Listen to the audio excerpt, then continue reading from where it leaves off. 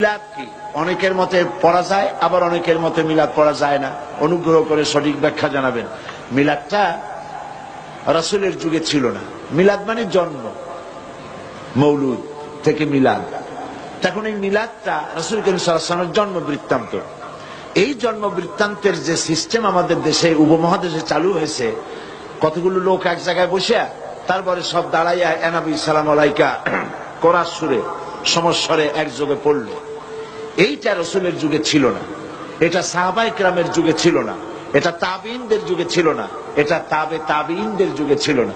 এখন আপনারা মনে করেন যে কোন জিনিসে খুব সওয়াব আছে এমন কোন জিনিসকে রাসূলুল্লাহ আমাদেরকে জানান নাই, সাহাবায়ে কেরাম আমাদের জানান নাই।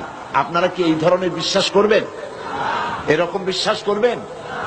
যাতে সওয়াব আছে রাসূলুল্লাহ সব আমাদের জানাইছেন, সাহাবায়ে কেরাম আমাদের সব জানাইছেন। তো মিলাদে যদি সওয়াব থাকতো তো রাসূলুল্লাহ বললেন না কেন? সাহাবীদের চাইতে আমরা কি বেশি রাসূলুল্লাহকে ভালোবাসতে পারবো? জবাব দেন, পারবো? তো যদি এইটা রাসূলুল্লাহর ভালোবাসার কারণে হয়, তাহলে সাহাবীরা কেন মিলাদ পড়েন নাই? তারা কেন ইয়া নবী সালাম আলাইকা, ইয়া রাসূল সালাম আলাইকা একযোগে দাঁড়ায় পড়ে নাই? এই কথাগুলি বোঝেন আপনারা? রাসূলের যুগে নাই, সাহাবীদের যুগে নাই, তাবিঈনদের যুগে নাই, তাবিঈনদের যুগে নাই। রাসূলুল্লাহর ইন্তেকালের 600 বছর পর মিলাদ আবিষ্কার হয়েছে।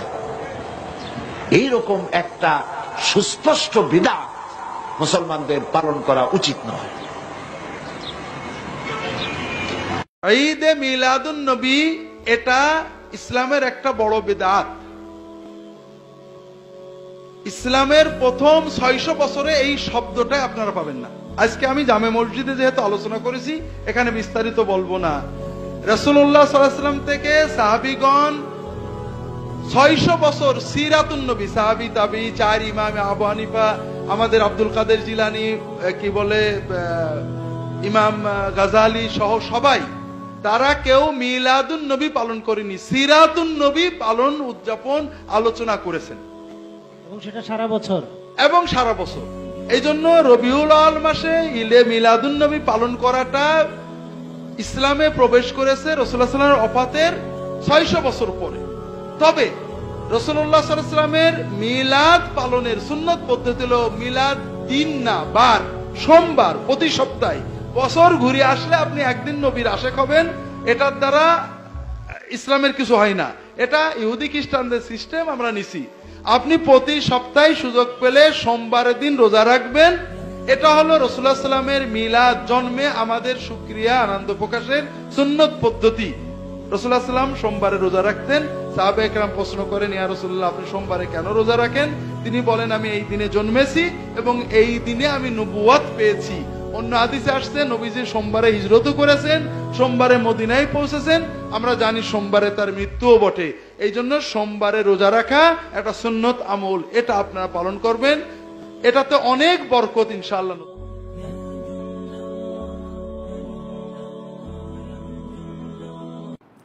ঈদে মিলাদুন নবী কবে? ঈদে মিলাদুন নবী উপলক্ষে কিছু করণীয় আছে কিনা, এই দিনে কোনো আমল আছে কিনা? ঈদে মিলাদুন নবী মানে হলো নবীর জন্মের ঈদ, আনন্দ। তো ঈদ থাকলে তো ঈদের নামাজ থাকবে নাকি? তো 12 রবিউল আউয়ালকে যদি আমরা ঈদে মিলাদুন নবী বলি, তাহলে ঈদ তিনটা হলো, ঈদ উল ফিতর, ঈদ উল আযহা আর ঈদে মিলাদুন নবী। তাহলে ঈদ উল আযহা, ঈদ উল ফিতরের তো নামাজ আছে আমরা জানি। ঈদে মিলাদুন নবীর নামাজ কখন আছে? কোন নামাজ নাই। তো বোঝা গেল যে আসলে ঈদে মিলাদুন নবীর নামে কোনো ইবাদতের উপলক্ষ, কোনো অকেশন ইসলামের শরীয়তে কোথাও নাই। তবে এটা ঠিক, এই কথাগুলো আমরা বললে আমাদের কিছু ভাই, যারা আমাদেরই ভাই, মুসলিম ভাই, হয়তোবা তারা মনে কষ্ট পান। তারা মনে করেন যে এরা নবীর দুশমন, এদের মনের ভিতরে নবীর মহব্বত নাই, নবীর ভালোবাসা নেই। ভাই, নবী সাল্লাল্লাহু আলাইহি ওয়াসাল্লামের জন্ম দিবস উদযাপন করলেই তার প্রতি ভালোবাসা আছে, আর না করলে নাই। এই যোগ বিয়োগ করা এত সহজ, শর্টকাটে হিসাব করার ক্ষমতা আপনারা কে দিছে? এই অধিকার আপনাকে কে দিছে? ব্যাপারটা এরকম হয়েছে যে দেশের প্রতি আমার ভালোবাসা আছে কিনা। আপনি আমার দল করেন, তাই আমি বলবো আপনি দেশপ্রেমিক। আপনি আমার দল করেন না, তা আপনি দেশদ্রোহী। ব্যাপারটা সেরকম হয়ে গেল না? ভাই আমার দেশপ্রেম জাহির করার জন্য আপনার দল করেও তাই প্রমাণ করতে হবে, এটা যেরকম অযৌক্তিক, ঠিক একইভাবে নবী করিম সাল্লাল্লাহু আলাইহি সাল্লামের জন্ম দিবস উদযাপন করে তার প্রেম, তার ভালোবাসা জাহির করতে হবে, এটাও এরকম অযৌক্তিক। দেখুন, আমরা একটু ঘাটাঘাটি করি ভাই, আজকাল তো আলহামদুলিল্লাহ অনেক সহজ হয়ে গেছে। আপনি একটু অনলাইনে একটু সার্চ দেন, জন্মদিবসের জন্ম কবে, জন্মদিবস উদযাপনের জন্ম কবে। পৃথিবীতে জন্মদিবস উদযাপনের এই কালচার, এটারও তো জন্ম হয়েছে নাকি, নাকি আদম আলাইহিস সালাম থেকে শুরু হয়েছে? এটাও তো শুরু হয়েছে। একটু ঘাটাঘাটি করে দেখেন, আপনি অবাক হবেন, খ্রিস্টানরা পর্যন্ত তাদের ধর্মীয় ভাবে জন্মদিবস উদযাপন করাটাকে তারা নিষিদ্ধ করেছে। আমরা যেরকম ফতোয়া দেই না, খ্রিস্টানদের ধর্মের মধ্যে ফতোয়া আছে জন্মদিবস উদযাপন করা যাবে না, কারণ এটা যারা করেছে পেগানরা, প্রকৃতি পূজারীরা, তাদের সাথে বিশ্বাসগত বিশাল সংঘর্ষ আছে কাদের? খ্রিস্টানদের। কালের আবর্তে খ্রিস্টানরাই এসে সেটা আবার নিজেদের গায়ে ধারণ করেছে, তারা এখন তাদের নবীর জন্মদিবস উদযাপন করে। আমরা মুসলমানদের অনেকে বহু পরে এসে, মিশরের এক শাসক তিনি এসে চিন্তা করলেন খ্রিস্টানরা তাদের নবীর জন্মদিবস পালন করে, আমাদের নবীর জন্মদিন আমরা পালন করলে সমস্যা কি, এই শুরু করলেন তিনি, এবং তারপর থেকে এটা শুরু হয়ে গেল। ডক্টর আব্দুল্লাহ জাহির রহমতুল্লাহ রাহেবেলার বইতে বিস্তারিত ইতিহাস পাবেন, পড়ে নেবেন। তো আপনি একটু অনলাইনে সার্চ দেন না, তাহলে তো পেয়ে যাবেন জন্মদিবসের উদযাপনের জন্মটা কবে থেকে। আমাদের প্রিয় নবী সাল্লাল্লাহু আলাইহি সাল্লাম নিজে তার জন্মদিবস উদযাপন করেছেন?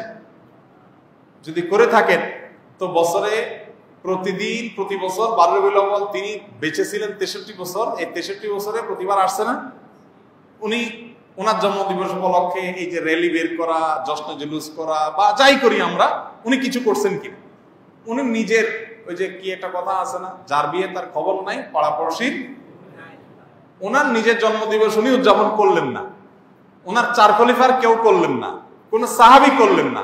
আমরা মহব্বত জাহির করার জন্য ওনার জন্মদিন উদযাপন করি। ব্যাপারটা কেমন হয়ে গেল? আল্লাহ আমাদের ভাইদেরকে সঠিকটা বোঝার তৌফিক দান করুন।